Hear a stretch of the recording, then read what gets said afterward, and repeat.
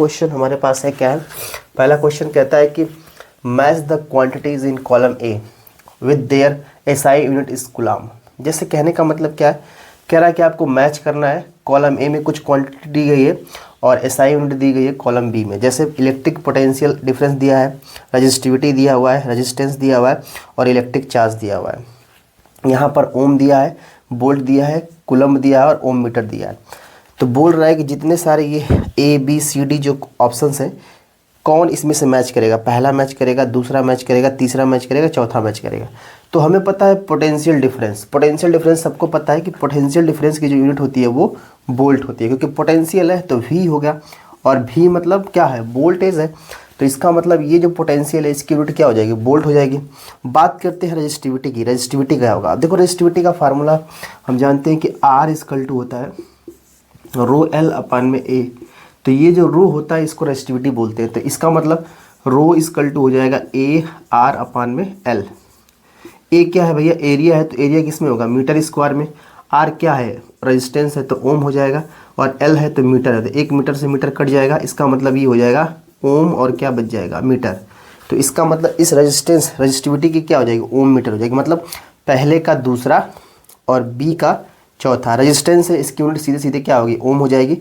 और electric charge है, charge से क्या हो जाएगा, कूलम्ब होगा। इसका मतलब देखा जाए तो इलेक्ट्रिक पोटेंशियल का क्या होगा, वोल्ट। मतलब दूसरा ऑप्शन कहाँ कहाँ दिख रहा है, एक डी में दिख रहा है और एक ए में दिख रहा है। तो दूसरा हो गया। रजिस्टिविटी का बताया मैंने, ओम मीटर, मतलब चौथा, दूसरे के साथ साथ चौथा, ठीक है। फिर रेजिस्टेंस का पहला ओम हो गया और इलेक्ट्रिक चार्ज का हो गया कूलम्ब, ठीक। इसका मतलब डी ऑप्शन क्या हो जाएगा आपका, करेक्ट हो जाएगा, ठीक है ना। पूरा ब्रीफली बता रहा हूँ, आपको पॉइंट्स भी नोट कर लेने हैं जो नहीं आ रहा आपको। सेकंड क्वेश्चन देखिए क्या कह रहा है।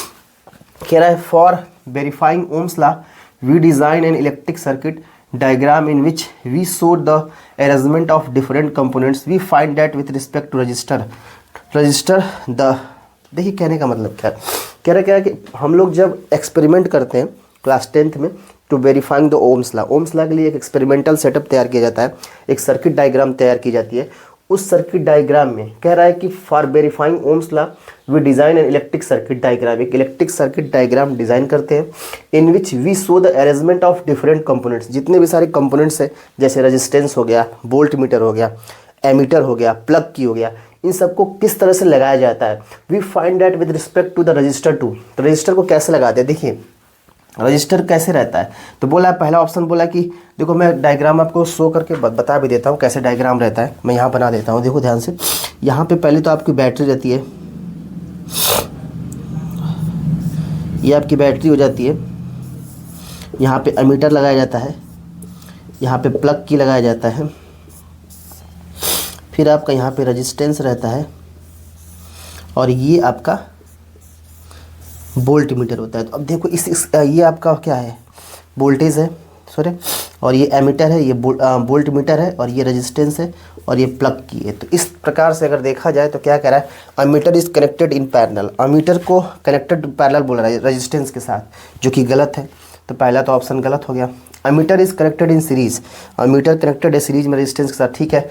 And volt metre in parallel, ये ऑप्शन करेक्ट लग रहा है, क्योंकि वोल्ट मीटर जो है रेजिस्टेंस के पैरेलल में लगा हुआ है और एमीटर इसके क्या साथ लगा हुआ है, सीरीज में लगा हुआ है। दूसरा देखिए सी, देखिए ammeter and volt meter both are connected in series, जो कि पूरी तरह से गलत है। Ammeter and volt meter both are connected in parallel, ये भी गलत है, क्योंकि अमीटर जो है रेजिस्टेंस के साथ सीरीज में लगा हुआ है और वोल्ट मीटर जो है रेजिस्टेंस के साथ कैसा लगा हुआ है, पैरेलल में लगा हुआ है। इसका मतलब ऑप्शन बी जो होगा वो क्या होगा, करेक्ट होगा, ठीक है। क्या कहता है हमारा, according to the Ohm's law the potential difference across the end of a metallic wire is directly proportional to the current to provide its remains constant. मतलब ओम्स लॉ की बात करता है। ओम्स लॉ में बोल रहा है कि इसमें से क्या कांस्टेंट होता है। तो हमने पढ़ा है कि ओम्स लॉ में क्या होता है, V is directly proportional to I, लेकिन कब, एट अ कांस्टेंट टेम्परेचर। जब इसका टेम्परेचर क्या होता है, कांस्टेंट होगा। तो क्वेश्चन वही कह रहा है, according to the Ohm's law के accord the potential difference across the end the metallic wire is directly proportional to the current. लेकिन कब, जब उसका टेम्परेचर क्या हो, कांस्टेंट हो। आइए 4th नंबर क्वेश्चन देखते हैं। बोलता है कि plastic insulation surrounds a wire. एक प्लास्टिक है, जो कि ये एक वायर है, इसको प्लास्टिक से क्या कर दिया गया है, सराउंड कर दिया गया है, जिसका डायमीटर दिया हुआ है d, ये d डायमीटर है। लेंथ इसका दिया हुआ है कितना, l। Shown in figure. और डिक्रीज इन द रेजिस्टेंस, बोल रहा है कि इसका रेजिस्टेंस कब डिक्रीज होगा, कब होगा, the wire would be produce by an increase in the metal. तो इसमें हम किस चीज़ को इंक्रीज कर देते हैं जिससे इसका जो रेजिस्टेंस है वो डिक्रीज हो जाए। कहने का मतलब पूछना चाहता है कि डिक्रीज रेजिस्टेंस इसका कब होगा, और कंडीशन दिया ये लेंथ बढ़ाने से, डायमीटर बढ़ाने से, टेम्परेचर को राइज करने से और थिकनेस को। तो हमने फार्मूला पढ़ा है क्या, R equal to rho L upon में A। मतलब देखा जाए तो रेजिस्टेंस जो है वो डायरेक्टली प्रोपोर्शनल है उसके लेंथ के। अगर रेजिस्टेंस डायरेक्टली प्रोपोर्शनल है उसके लेंथ के, तो इसका मतलब ये हुआ कि अगर हम डायमीटर को बढ़ाते हैं तो डायमीटर जैसे इसका बढ़ाओगे तो लेंथ इसका कम होगा, और जब लेंथ इसका कम होगा तो इसकी रेजिस्टेंस की वैल्यू भी क्या हो जाएगी, घट जाएगी। मतलब डायमीटर जैसे बढ़ाओगे ना तो ये लेंथ इसका L इसका थोड़ा सा कम हो जाएगा। तो ये कम, जैसे डायमीटर इसको ऊपर की तरफ बढ़ाओगे इधर की तरफ तो लेंथ इसका क्या होगा, कम होगा, और जब लेंथ कम हो जाएगा तो इसकी रेजिस्टेंस अपने आप में क्या हो जाएगी, डिक्रीज हो जाएगी। इसका मतलब डायमीटर को क्या करना पड़ेगा, हमें इंक्रीज़ करना पड़ेगा। नेक्स्ट क्वेश्चन की बात करते हैं। 5 नंबर कह रहा है unit of electric power may be also expressed as. पूछ रहा है कि जो पावर की यूनिट है उसको हम लोग और किस प्रकार से लिख सकते हैं। तो फार्मूला हमें पता है कि P इक्वल टू होता है W बाई क्या, T। P इक्वल टू अगर W बाई T है तो आप देखो W जो है यहाँ पर वाट है, वर्क है, मतलब सॉरी वो W क्या वर्क है, तो वर्क किस में होता है, जूल में। इसका होता है टाइम क्या है, सेकंड में। इसका मतलब पावर की यूनिट क्या हो जाएगी, जूल पर सेकंड। मतलब P equal to W by T होता है। W मतलब वर्क है, कार्य है, मतलब एनर्जी है, एनर्जी की यूनिट क्या होती है, जूल। T क्या टाइम है, और टाइम की यूनिट क्या होती है, सेकंड। तो क्या हो जाएगा, जूल सेकंड। ये क्वेश्चन काफ़ी इंपॉर्टेंट है, बहुत बार पूछा गया। कई तरीके से इसको सॉल्व कर लेते हैं, कई टीचर्स अलग तरीके से बताते हैं, जो भी आपको आसान लगे उसको फॉलो करिएगा। कह रहा है student plot VI graph for 3 samples nichrome wire. एक स्टूडेंट ने वोल्टेज और करंट के बीच में एक ग्राफ ड्रॉ किया है with the resistance R1, R2 और R3 के फॉर्म में। कह रहा है choose from the following statement that's hold true. इसमें से कौन सा सही, R1, R2, R3 आपस में बराबर हैं, R1, R2, R3, R1 सबसे बड़ा है, R3 सबसे बड़ा है, या R2 सबसे बड़ा है। तो कैसे सोचते हैं, देखो कुछ नहीं करना है, आपको एक सिंपल सी लाइन ड्रॉ कर लो, ऐसे स्ट्रेट लाइन। अब इस स्ट्रेट लाइन में आपको क्या दिख रहा है कि जो करंट आपका है वो हर जगह क्या होगा, आप सेम हो गया। तो पहला कंडीशन मान लो इस वाले के, तो यहाँ पे V1 आ गया, यहाँ पे V2 आ गया, और यहाँ पे V3 आ गया। तो इसमें देखने को क्या मिल रहा है कि V1 जो है, जो V2 है और जो V3, इसमें रिलेशन ऐसे है। सबसे ज़्यादा कौन सा देखो ये तो कांस्टेंट हो गया, तो जीरो के सबसे पास में V1 है तो सबसे छोटा हो गया, उसके बाद V2 है, उसके बाद V3 है, ठीक है ना। अब देखो एक तरह से ये भी याद रखता है जिसका स्लोप ज़्यादा होता है उसकी वैल्यू उतनी कम होती है। तो इस तरह से लोग याद कर लेते हैं ट्रिक से कि भाई जिसका स्लोप, तो R3 का स्लोप सबसे क्या है, ज़्यादा है, तो उसकी वैल्यू सबसे क्या होगी, कम होगी। फिर क्या आ जाएगा, तो सबसे मतलब R2, R1 और R3 होगा। तो ऑप्शन तो D ऐसे ही दिख रहा है, लेकिन कंडीशन क्या है, समझते कैसे हम लोग इसको। एक ट्रिक याद रखना कि अगर ऐसा कभी ग्राफ देते आपको तो डायरेक्ट आंसर याद करने का तरीका क्या है, जिसका स्लोप ज़्यादा है उसकी वैल्यू सबसे कम। तो सबसे स्लोप ज़्यादा R3 का, फिर R1 का, फिर R2 का, तो इसका मतलब पलट जाएगा, R2, R1 और R3 हो जाएगा। लेकिन इस तरह से देखो ओम्स लॉ कहता है V इक्वल टू क्या होता है, IR। इसका मतलब V1 इक्वल टू हो जाएगा I1 R1, I तो कांस्टेंट हो गया, V2 इक्वल टू हो जाएगा I R2, और V3 इक्वल टू हो जाएगा I R3। अब देखो पहला कंडीशन देखो, V1 I R1 है, मतलब यहाँ पर V1 की वैल्यू क्या है, बहुत कम है।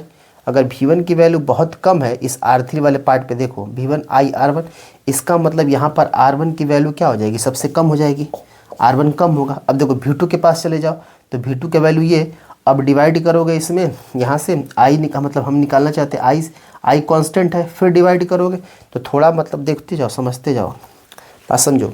मतलब R1, अब देखो ध्यान से, मतलब यहाँ मैंने बोला कि I कांस्टेंट है, तो पहला केस हमारा था क्या, V1 equal to I R1।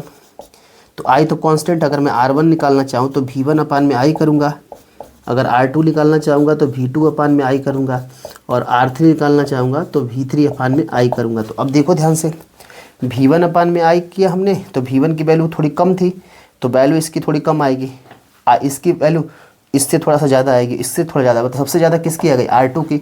इसका मतलब रजिस्टेंस सबसे ज़्यादा R2 का, फिर आपका R1 का, और फिर आपका R3 का। तो इतना पापड़ बेलने से अच्छा है कि आप याद रखो जिसका स्लोप ज़्यादा होगा उसका रेजिस्टेंस उतना कम होगा। तो कंडीशन क्या, सबसे ज़्यादा स्लोप R3 का, इसका मतलब वो सबसे छोटा। तो इस तरह से R2, R1 और R3 हो जाएगा, ठीक है। In case of 4 wires of same materials the resistance will be minimum if the diameter and the length of the wire respectively. कह रहा है कि इन 4 केसेस में जिसमें वायर जो है वो सेम मटेरियल का बना हुआ है, कह रहा है रेजिस्टेंस कब मिनिमम होगा, उसका डायमीटर और उसका लेंथ के बारे में बोला। तो हमें देखो फार्मूला पता है कि R इक्वल टू होता है रो L अपान में A। तो इसको लिख सकते हैं रो L, और एरिया इसको लिख सकते हैं पाई R स्क्वायर। और हमें पता है कि D इक्वल टू 2R होता है डायमीटर। तो R इक्वल टू कितना होगा, D/2। तो यहाँ पे पुट कर दो, तो रो L अपान में पाई और R की जगह हो जाएगा D/2 का होल स्क्वायर। मतलब ये हो जाएगा रो L अपान में पाई D स्क्वायर, और यहाँ पे आ जाएगा 4। तो इसको सीधे सीधे हम ले सकते हैं, अभी इससे रिलेशन निकालेंगे, मतलब 4R डैश लिख सकते हैं इसको। मतलब यहाँ पर जो R डैश की वैल्यू है यहाँ से देखा जाए तो रो L अपान में पाई D स्क्वायर। तो पहला कंडीशन उठाओ फर्स्ट ए वाला। तो हमारे पास फार्मूला है 4 है, और R डैश का मतलब हो जाएगा रो L। देखो L की जगह अब ले लो कितना, L/4, L/4 अपान में पाई D स्क्वायर। पाई और D की जगह पे कितना लेंगे, D/2 का होल स्क्वायर। सॉल्व कर दो, 4 से 4 तो यहीं कट जाएगा, ये रो L हो जाएगा, और ये 4 हो जाएगा तो 4 ऊपर आ जाएगा, और ये पाई D स्क्वायर आ जाएगा। पहला हो गया। बी देख लेते हैं। तो 4 तो पहले से ही रहेगा, इसको लेके चलना है, ठीक है।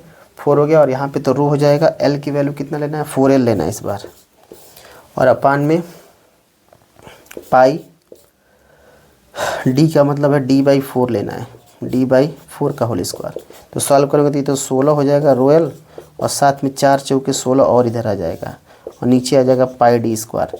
तो 16 का वर्ग कितना हो जाएगा, 256 रो L अपान में पाई D स्क्वायर। सी देख लेते हैं कितना आ जाएगा। 4 तो पहले से ही रहेगा 4, फिर यहाँ पे रो रहेगा।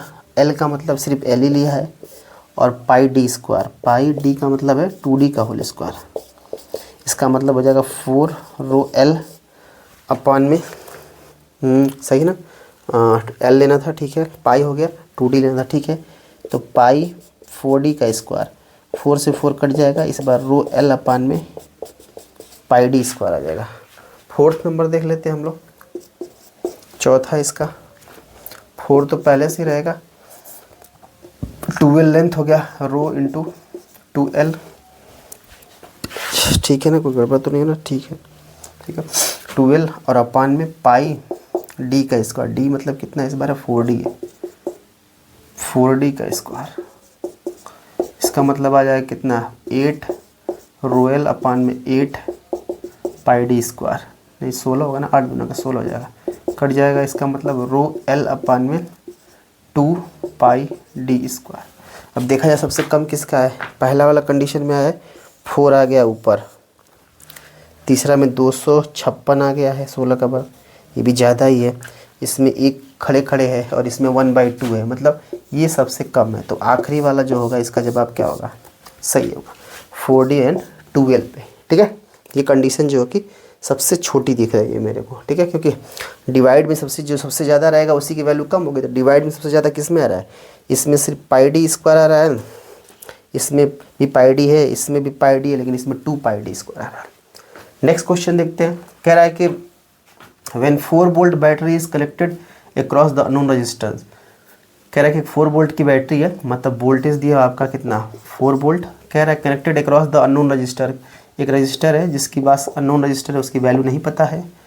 There is a current of 100 milli ampere, I की वैल्यू दिया है कितना, 100 मिली एम्पियर, और आपसे पूछता है कि इसी की वैल्यू बताइए। तो ओम्स ला क्या कहता है, V equal to I R, कितना सिंपल है। तो R इक्वल टू कितना हो जाएगा, V अपान में आई, लेकिन यहाँ मिली एम्पियर में दिया है तो इसको बदल लो, I equal to 100 into 10⁻³ ampere होगा, ठीक है।